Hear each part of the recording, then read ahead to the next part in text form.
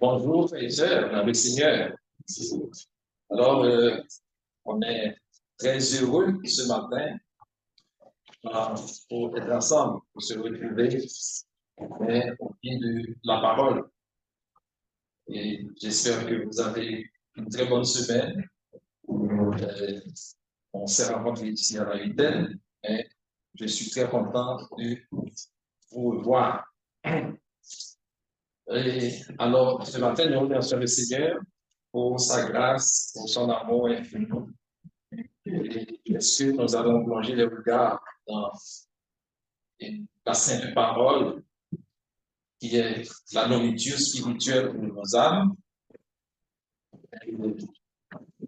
Et comme le corps a besoin de toute protéine, l'âme de l'homme aussi en a besoin. Mais sur le plan spirituel, c'est la nourriture parfaite pour les âmes. Et je vous invite à ouvrir vos Bibles en Éphésiens chapitre 2, Éphésiens 2. Et nous allons tirer quelques éléments d'information et dans les versets 11 à 18. Éphésiens chapitre 2, verset 11 à 18. Et je vais lire ce texte. Alors, il faut dire que l'étude biblique ce matin, alors je vais prendre une vingtaine de minutes pour diffuser quelques informations. Et puis après, donc, vous pouvez interchanger parce que c'est une étude biblique. Donc, vous pouvez intervenir et placer vos compréhensions et puis échanger les textes ensemble. Donc, ce sera la bienvenue de le faire comme ça quand nous étudions la parole de Dieu. Alors, c'est Éphésiens chapitre 2, verset 11 jusqu'au verset 12. Et je vais faire la lecture de ce texte. Mais la méthode, on va faire une étude biblique spécialement sur ce texte. Donc, vous n'allez pas retourner la Bible un peu partout, même si je donnais quelques références, mais c'est à titre d'information. Donc, vous n'allez pas à chercher un peu partout. Donc, vraiment, c'est des textes qu'on va étudier et verset par verset pour comprendre l'essence du message de l'apôtre Paul en Éphésiens chapitre 2. C'est pourquoi vous, autrefois, par une la chair, appelés incirconcis par ceux qu'on appelle circoncis, et qui le sont à la chair par la main de l'homme. Souvenez-vous que vous étiez en ce temps-là sans Christ, privés du droit de cité en Israël, étrangers aux alliances de la promesse, sans espérance et sans Dieu dans le monde. Mais maintenant, en Jésus-Christ, vous qui étiez jadis éloignés, vous avez été rapprochés par le sang de Christ, car il est notre Père, lui qui des deux n'en a fait qu'un, et qui a renversé le mur de séparation, l'inimitié, ayant anéanti par sa chair la loi des ordonnances dans ses prescriptions, afin de créer en lui-même avec les deux un seul homme nouveau en établissant la paix et de les réconcilier l'un et l'autre en un seul corps avec Dieu par la croix, détruisant par elle l'inimitié. Il est venu annoncer la paix à ceux qui étaient près, car par lui, alors à vous qui étiez loin, et la paix à ceux qui étaient près. Car par lui, nous avons les uns les autres accès auprès du Père dans un même esprit. Alors ça, c'est le texte qu'on va parcourir pour tirer message ou qu'est-ce qu'on doit utiliser. Alors, Éphésiens chapitre 2, ce texte que l'apôtre Paul a écrit, alors ce chapitre fait partie de cette lettre que l'apôtre du Seigneur a écrit à l'église d'Éphèse. Et l'église d'Éphèse, c'est une assemblée qui a pris naissance avec les non-juifs, les païens, des gens pour qui, alors, l'alliance, l'ancienne alliance ne comptait pas. Donc, il n'était pas compté au nombre de ceux qui ont eu l'espérance avant la mort de Jésus-Christ. Dans ce chapitre, nous avons tiré 3 informations et 3 enseignements parce qu'il est difficile de parler seulement de la partie du texte 11 à 18, mais il faut voir la première partie en résumé pour mieux comprendre où est-ce qu'on va. Alors, ce chapitre est divisé en 3 parties, versets 1 à 10, où on peut parler de le salut éternel est obtenu par la grâce de Dieu et par la foi en Jésus-Christ. Deuxième partie de ce texte, versets 11 à 18, les Juifs et les païens sont unis et réconciliés en Christ. Troisième partie du texte, versets 19 à 22, l'Église est la maison et l'édifice de Dieu. Et nous pouvons ajouter en construction. Et pourquoi? Parce que l'Église comme édifice est bâtie sur Christ, qui est la pierre angulaire, la pierre principale. Mais chaque croyant, chaque chrétien, chaque sœur, chaque frère est considéré comme une pierre dans cet édifice. Et c'est ce que la Bible dit. Donc nous sommes des pierres dans cet édifice, mais Jésus-Christ étant la pierre angulaire. Donc c'est la pierre principale, c'est la pierre centrale de cet édifice. Alors nous sommes sur le plan spirituel. Et ces éléments d'information concernent la doctrine du salut dans la première partie du texte. C'est-à-dire que versets 1 à 10, où avant la conversion, Dieu nous voyait comme étant des morts, comme des cadavres spirituels, ambulants. C'est-à-dire que même si nous marchons, nous voyons, nous respirons, nous faisons tout ce que nous vaquons à nos activités tous les jours, mais pour Dieu, sur le plan spirituel, donc nous sommes des morts. Donc, étant morts, nous avons besoin d'être ressuscités.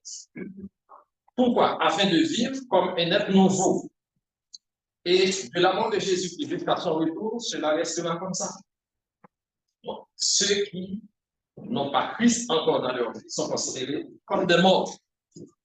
Et ça ne va pas changer jusqu'au retour de notre Seigneur Jésus. Donc, tous sont vus comme ça, car tous ont privé de la gloire de Dieu.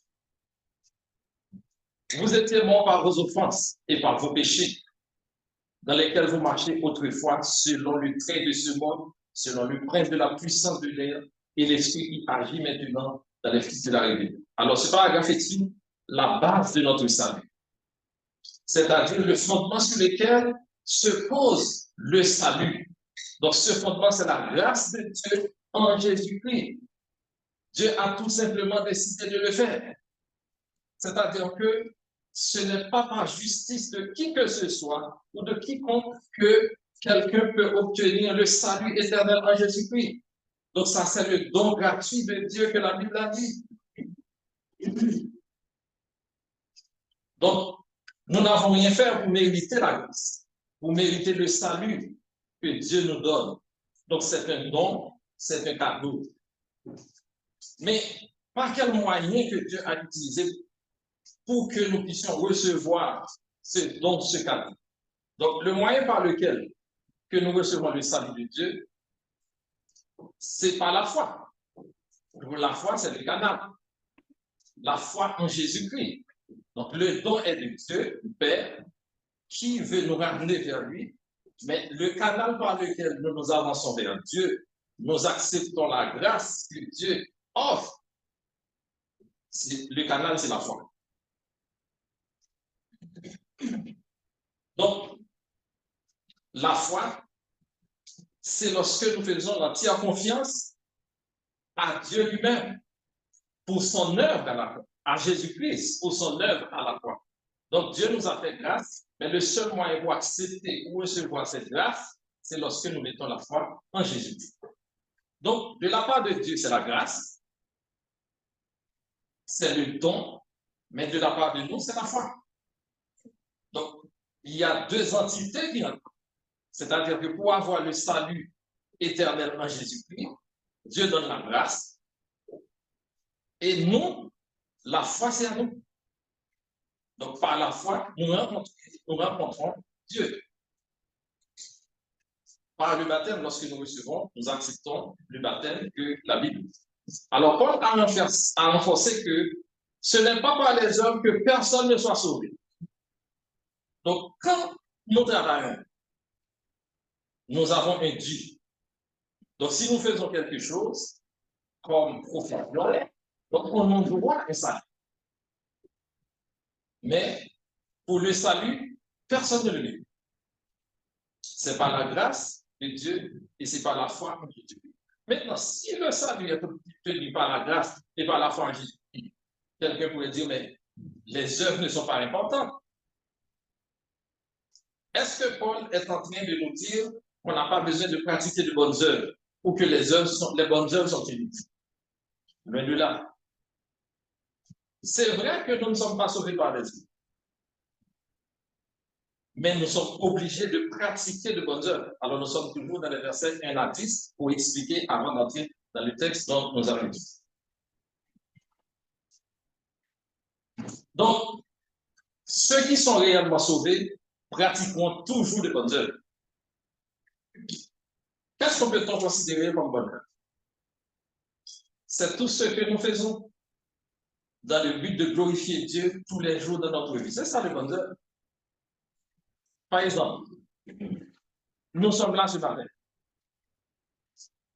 pour répondre à une convocation que la Bible nous a faite. Est-ce que c'est une bonne œuvre ou une mauvaise œuvre? C'est une bonne œuvre. Pourquoi? Parce que Dieu sera glorifié dans ça.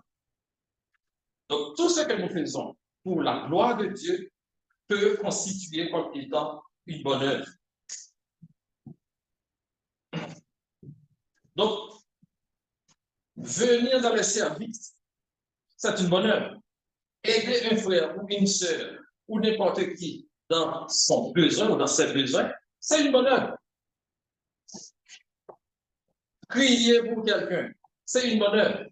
Aller voir des frères qui sont dans les centres d'hébergement, ceux qui sont hospitalisés, ce sont de bonnes œuvres en Jésus-Christ.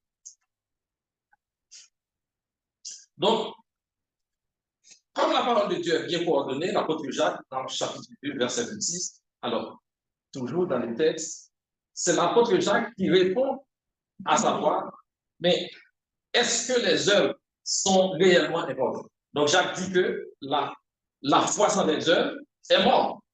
Donc, c'est-à-dire que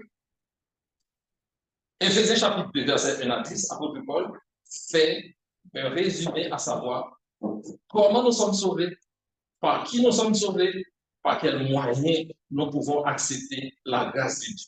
Et nous avons vu que Dieu nous a donné le salut par la foi en Jésus-Christ comme don, mais nous utilisons le moyen de la foi pour rencontrer Dieu dans sa grâce. Donc, il est vrai que nous sommes sauvés par la grâce, mais cependant, nous sommes sauvés pour pratiquer de bonnes œuvres que Dieu a préparées d'avance dès le fondement de notre salut, et les bonnes œuvres constituent un pilier majeur de notre vie. Maintenant, revenons au texte que nous allons étudier, Éphésiens chapitre 2, verset 11 jusqu'au verset 18.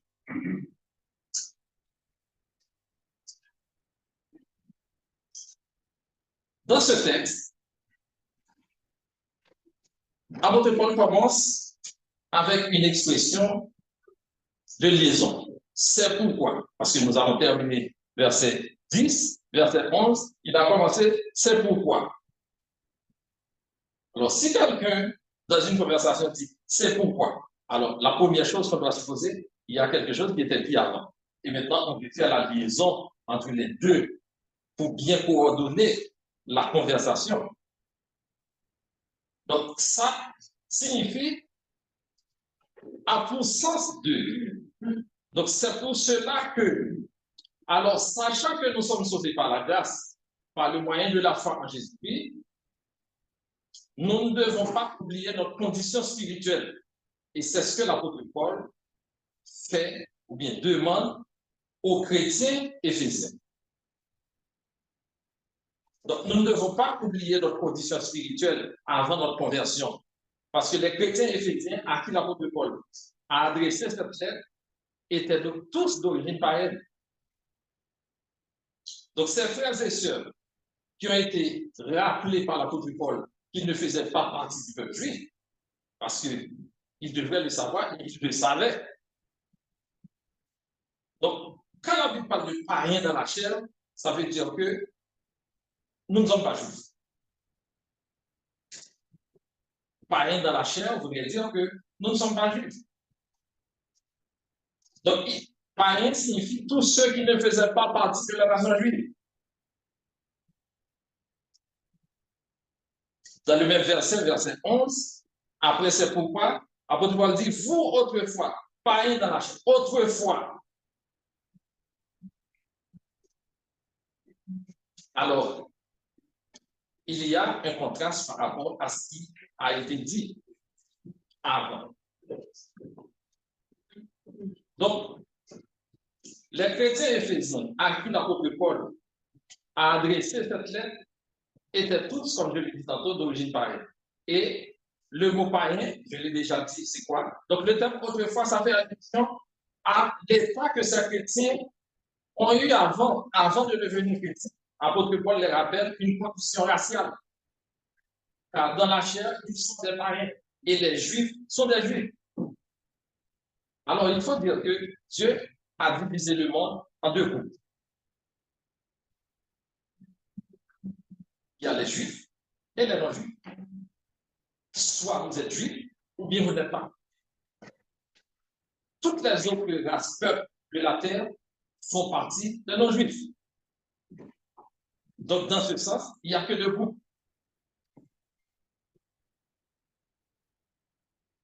Donc, et ce rappel a été fait ici, comment quelqu'un peut-il être considéré comme juif. Donc, pour être de cette nation, il faut pouvoir être, si vous êtes capable de retracer votre origine, dès maintenant jusqu'à Abraham, eh bien là, vous pouvez mettre l'étiquette que vous êtes juif. Donc, si vous voyez que votre père, votre grand-père, arrière-grand-père, arrière-arrière-grand-père, vous avez une racine jusqu'à Abraham, donc là, vous pouvez revendiquer cette nationalité.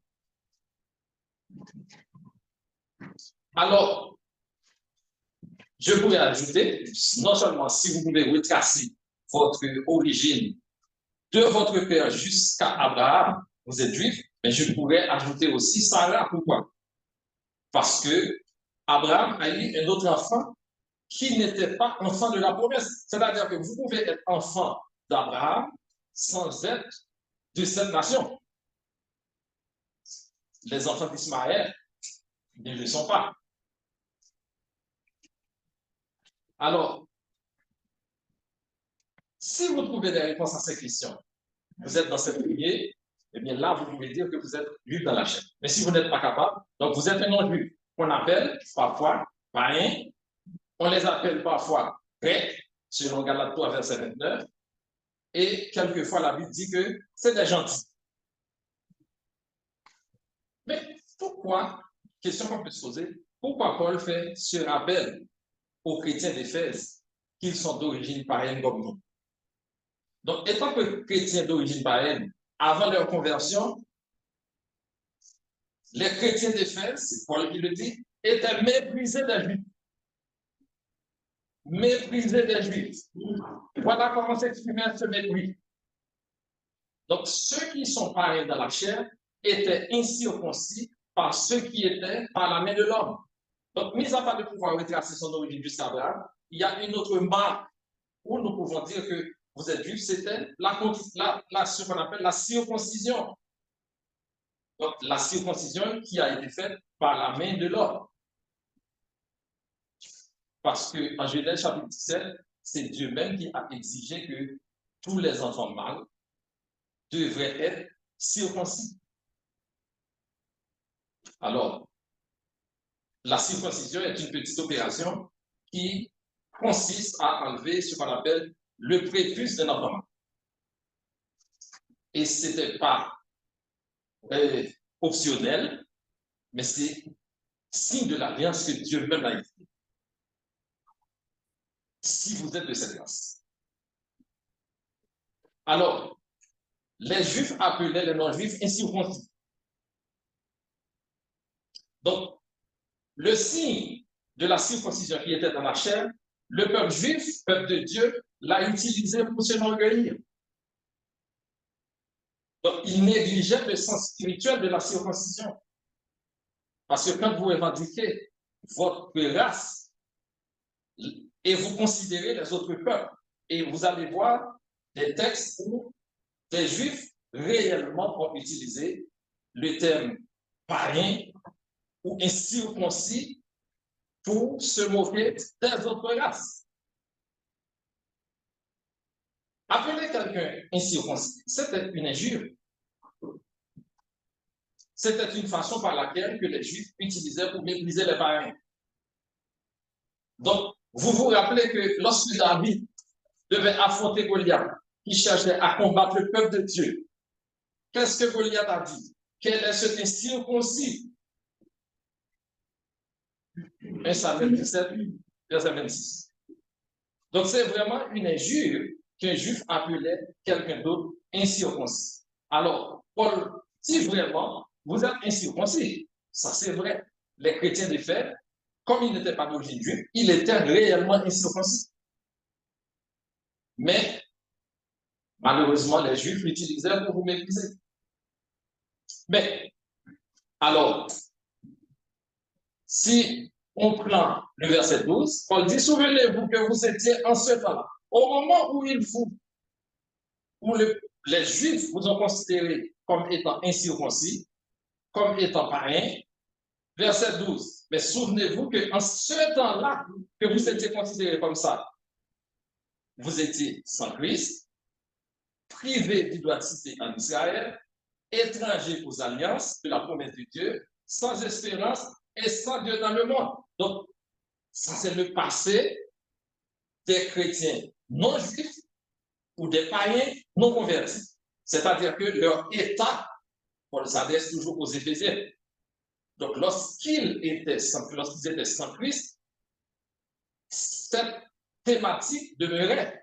Mais une fois être en Christ, et Paul dit qu'il faut l'accepter parce qu'à cette époque-là, où ils vous ont appelé comme ça, vous étiez sans espérance, sans Dieu dans le monde, privé d'identité en Israël, effectivement.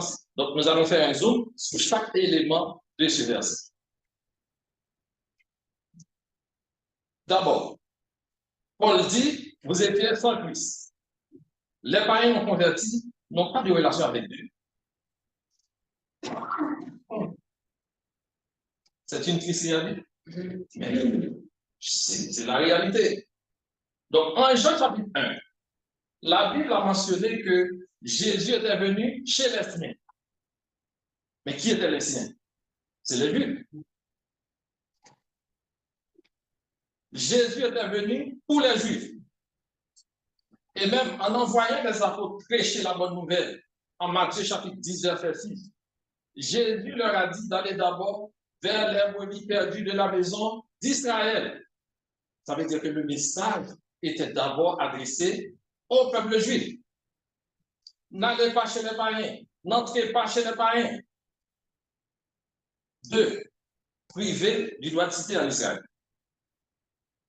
Israël n'était pas la propriété des païens. C'est à qui Dieu avait fait la promesse. Mais c'est aux enfants, aux petits-enfants, aux arrière-petits-enfants d'Abraham. Donc la terre cananéenne a été promise aux petits-enfants d'Abraham. Mais est-ce qu'ils étaient seuls dans l'existence de la terre? Non, il y en a d'autres. Mais cette promesse, ils étaient en dehors. Tous ceux qui n'étaient pas juifs étaient en dehors de cette promesse-là. Donc, puisque Israël n'était pas leur territoire, ils ne peuvent remonter leur trace jusqu'au père de la nation, à savoir Abraham. Ils ne sont pas des héritiers. Donc voilà pourquoi les Juifs pouvaient les insulter. Parce que de toute façon, ils n'avaient pas Dieu, ils étaient sans territoire, et en ce temps-là, privés du droit de cité en Israël. Troisième élément, Paul dit que vous étiez étrangers aux alliances de la promesse. Il faut dire que Dieu a traité plusieurs alliances. Donc nous connaissons deux grandes alliances. Mais Dieu a traité plusieurs alliances, ou si vous voulez, des sous-alliances. Dieu avait fait alliance avec Abraham. Dieu avait fait alliance avec David. Dieu avait fait alliance avec Noé, ainsi de suite. Donc les païens n'étaient jamais concernés par ces alliances. Donc toutes les alliances de Dieu étaient faites pour les Juifs. Quatrième élément. Paul dit aux chrétiens d'Éphèse, vous étiez sans espérance.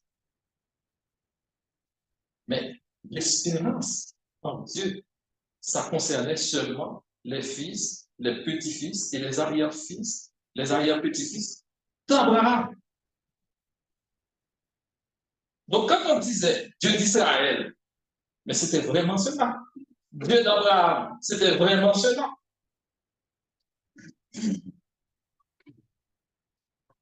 Et enfin, sans Dieu dans le monde. Alors, ce qui veut dire que les païens n'ont pas eu de relation avec Dieu. Paul a adressé ce tableau triste, rempli de conditions passées de nous tous, pas seulement des Éphésiens, mais c'est des conditions passées de nous tous. Parce que juste avant que nous avons rencontré Christ par les eaux du baptême, voici donc notre état. Sans Dieu, sans espérance dans le monde, sans droit de cité en Israël, insulté par les Juifs, païens, incirconcis. Et tous ces thèmes ont été utilisés par les Juifs. Mais maintenant, au verset 13, l'apôtre Paul va établir un contraste, une sorte d'opposition. Il a dit, mais maintenant en Jésus-Christ, vous qui étiez jadis éloignés, vous avez été rapprochés par le Saint-Christ. Donc, le passé, c'est le passé. Donc, Paul a fait un pont. Regardez vos passés. Voici donc votre état maintenant. Donc, si nous devons nous glorifier, pas de nos passés, mais de notre situation actuelle et de notre futur. Donc, avec le mot maintenant en Jésus-Christ, vous qui étiez déjà dit éloignés. Donc, il fut un temps où vous et moi, les Éphésiens et beaucoup d'autres chrétiens d'origine païenne, eh bien, ou les d'origine païenne, comme je disais, donc nous étions tous dans cette situation-là. Nous avons été maintenant, à partir de notre rencontre avec Jésus, rapprochés par le sang de Jésus. Donc, et ici, Paul n'a pas précisé de qui ces chrétiens non juifs s'étaient-ils rapprochés. Nous avons été rapprochés. Mais il y a deux éléments à voir. D'abord, éloignés de Dieu, selon le verset 12, nous avons été éloignés. J'ai dit éloignés. Éloignés de qui? Éloignés de Dieu, mais aussi éloignés des Juifs. Nous avons été éloignés des Juifs. Et ça, c'était un état de fait. Parce que entre les Juifs et les païens, il y avait une sorte d'antagonisme entre les deux. Donc, vous avez été rapprochés, ça c'est le changement. Mais aussi rapprochés des Juifs parce que nous formons avec les Juifs un seul corps en Jésus-Christ. Donc, c'est un changement important qui s'opère dans la vie des païens, aussi bien que dans la vie des Juifs. Parce que le contexte de Éphésiens chapitre 2, c'est pas seulement les païens ont été rapprochés de Jésus-Christ ou rapprochés de Dieu à travers le sang de Jésus-Christ, mais aussi il y a eu problème entre les chrétiens d'origine juive et les chrétiens d'origine païenne. Et lorsque les juifs s'étaient convertis, parce que de toute façon, il faut comprendre que les juifs, en général, sont en rébellion avec Jésus-Christ. Ils ont connu Dieu le Père, mais Jésus était venu comme étant le Fils de Dieu et que les Juifs, beaucoup ont refusé le Christ. Mais maintenant, la réalité